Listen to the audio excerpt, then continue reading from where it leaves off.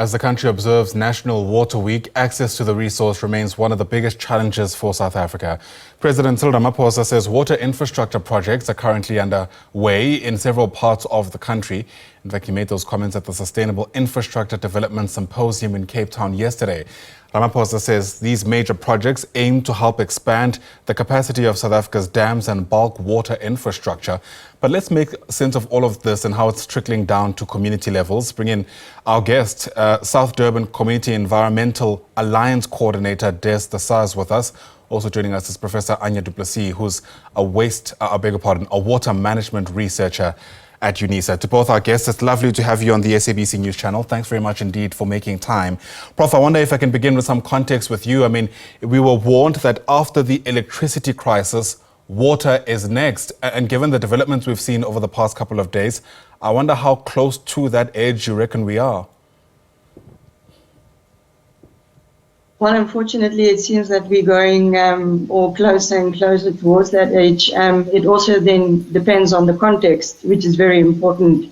I did hear that the mayor has said that we are not in a water crisis. Now, perhaps he does have some water over the past 2 weeks. But if you ask other residents within the city of Johannesburg, the picture is a bit different.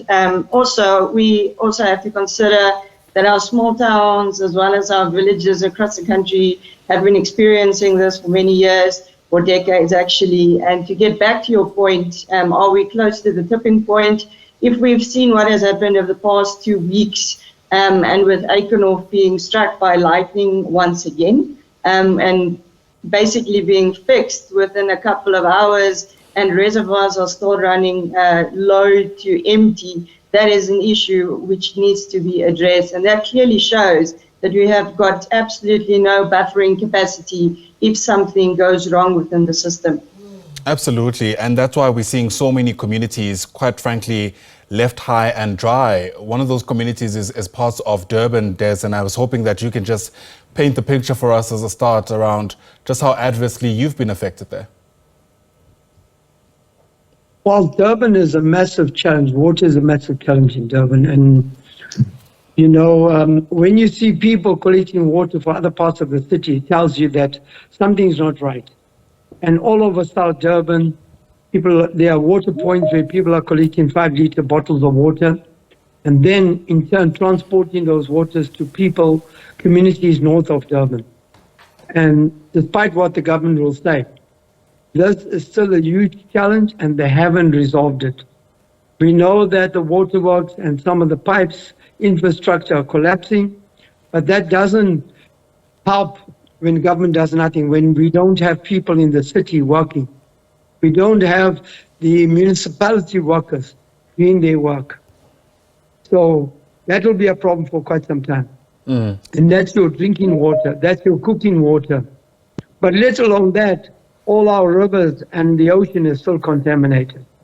We're still taking water samples, and through an initiative with Water Can, which OUTA has initiated, we are taking the water samples and are finding that huge contamination in the water. So we're advising people not to swim in the water or not even go and wash their clothing or even take that water to cook it.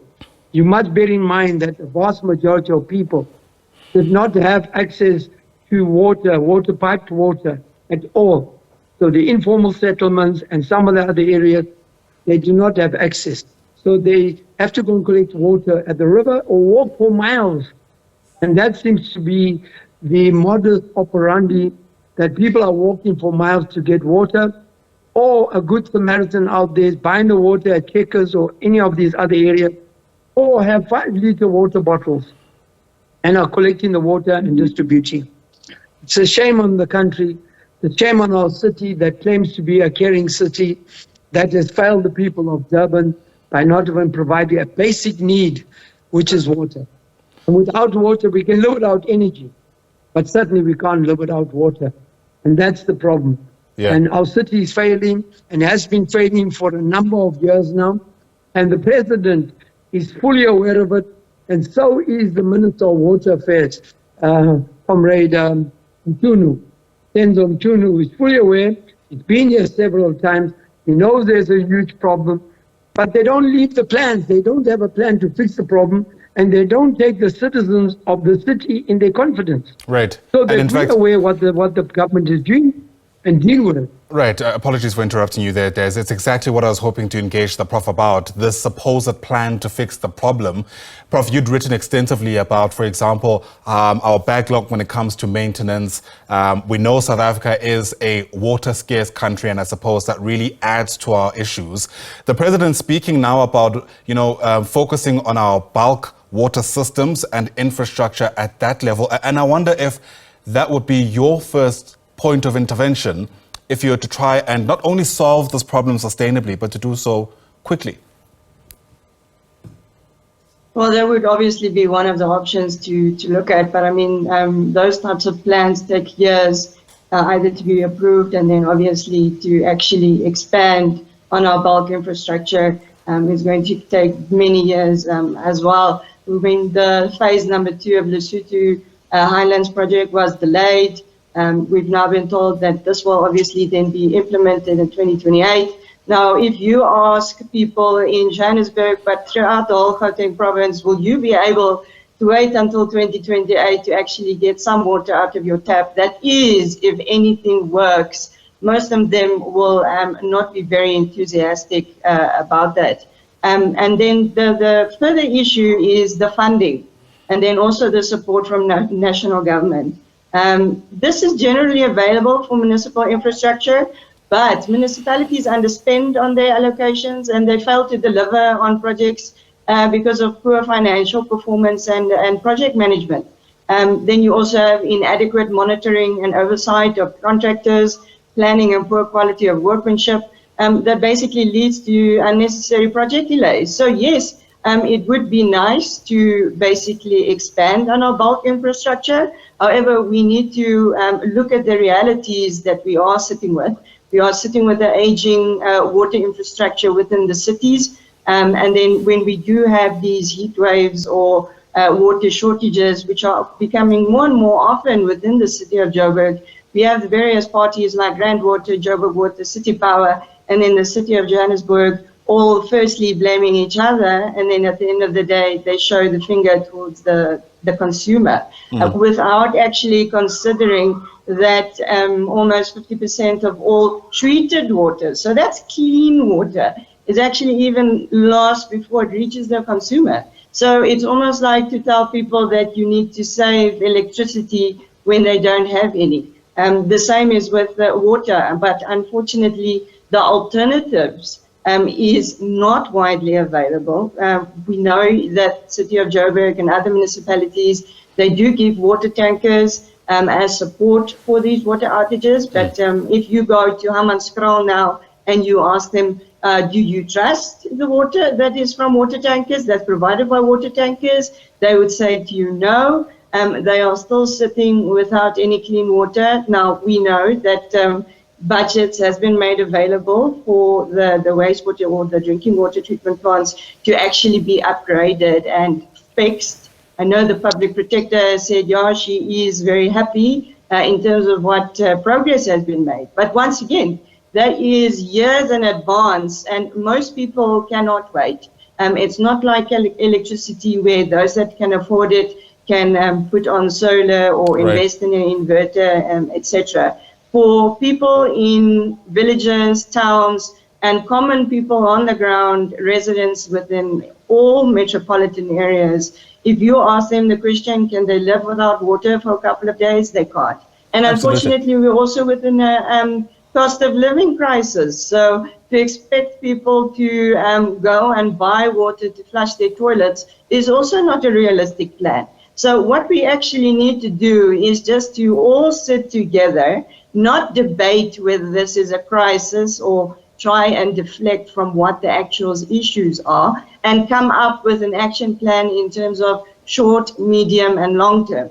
The expansion of the bulk infrastructure, that's a medium to long term issue or intervention. In terms of short term, there has to be something that we can come up with. I'm sure that there are many qualified people all around South Africa, as well as my colleague in Durban, that can actually sit and say to government, listen, you know, these are the realities, And these are the short-term actions that we do recommend be implemented at this point in time. So, for example, would be that I see that that Joburg Water is currently addressing some of the major leaking or burst pipes. They have said that it is going to cause interruptions of water for 48 hours maybe, but then that is good. So if you have communication in that regard, yes, but then again, you need to build actual trust with your residents so that residents know that if this pipe is fixed, it is done within protocol, it is done within standard, and it's actually signed off